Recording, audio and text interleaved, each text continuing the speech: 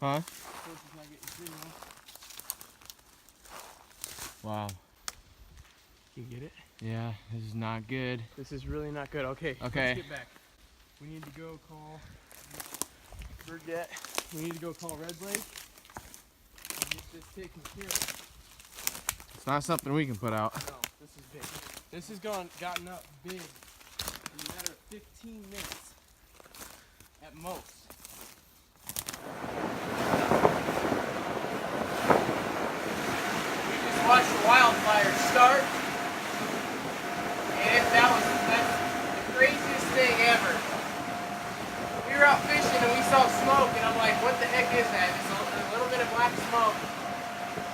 And so I said, let's go look at it, because I want to make sure it's either not somebody or if it's not another fire starting.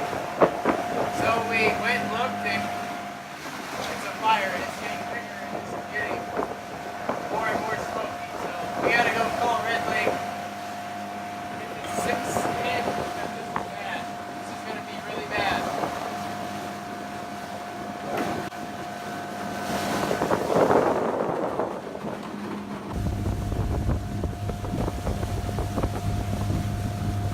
Gosh, that just took off.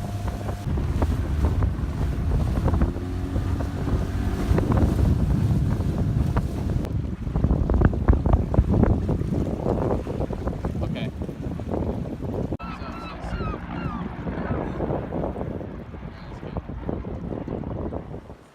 So I bet you're wondering what happened with that wildfire that we ran into. And basically, the short version is they had it put out in about 3 hours. Because it started at what, 4 o'clock on the dot is when we first noticed the smoke. Just really light smoke, thought it maybe a campfire or something. We thought there were people over there. And we were originally out fishing on a rock. Yeah, just across the lake. Yeah. And so we had caught plenty of fish. We were kind of curious. We were like, we'll just go over there and check it out. And by the time we got over there, it was kind of growing. We could tell it was probably something a little bit more than a campfire, but we wanted to make sure it wasn't anything too spectacular. And so we tried going in one area, had to back out, and then by the time we got in through all the thick crap in that other area, it had grown to be a pretty good sized fire, I would say, and enough so that we didn't want to get any closer. And by the time we got out on the boats, going back to camp to call Red Lake and get someone out there to help, it had grown into something really special that we really were glad we weren't still in, because it was really growing at a pretty good rate and burning really well. And by that time, a couple of planes and helicopters had already noticed it and must have called in some sort of support, and we got out of the way, made sure that, you know, the authorities were called, made sure everyone knew about it with the satellite phone, and we had dinner. And then when we came back out here around 7 p.m., it was just like nothing ever happened, really. They had a crew staged out there, I guess, making sure that it was put out, and it sounded like they had a pump running for a while there, making sure that the fire wouldn't catch again. But I was really impressed with how the response team handled it. They brought in a big water plane and several other planes and stuff like that, and really had it put out very quickly. So I was really impressed with that, and it's a good thing they did, because the wind was blowing right towards our cabins, and with the radio, like a mile away. So yeah, it was a couple miles away. So we don't know what started it or anything. Like I said, we were all the way out on another rock. We noticed this black smoke coming up, and it had to be, well, we think it had to be started by people. Right. There's canoers on these lakes, build campfires sometimes.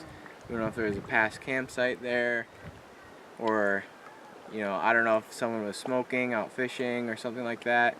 No one in our party smokes, and the other cabins on our place say they don't smoke. So we really don't know what happened, but we wanted to... Could just be a freak deal, but we wanted, and people are probably going to say it was really dumb of us to go look, or... Probably.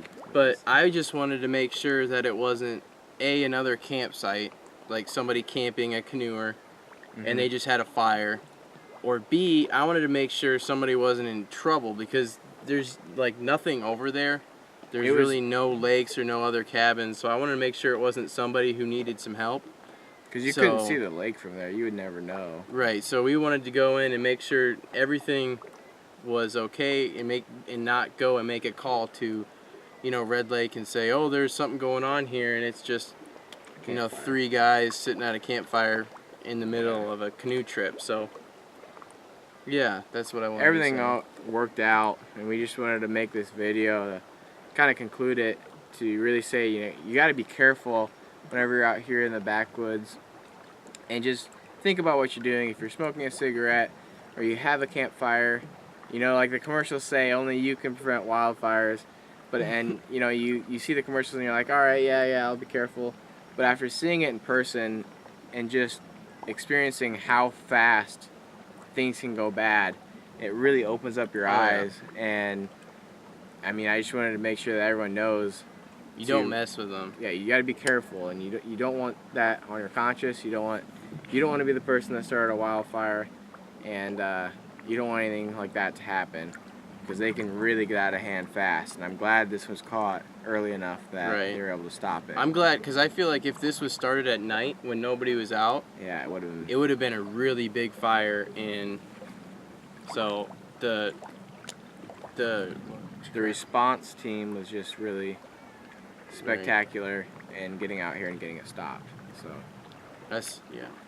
so the message is, make sure you're not doing anything stupid in the woods. And and kudos to the response team, because they kicked ass on that fire. And they stayed there for several days in a tent camps. So so pretty awesome. It's kind of cool to experience. We got a cool story to tell, but be careful when you're out in the woods. Don't do it again. We don't want to see it again. So that's all we have to say. Thanks.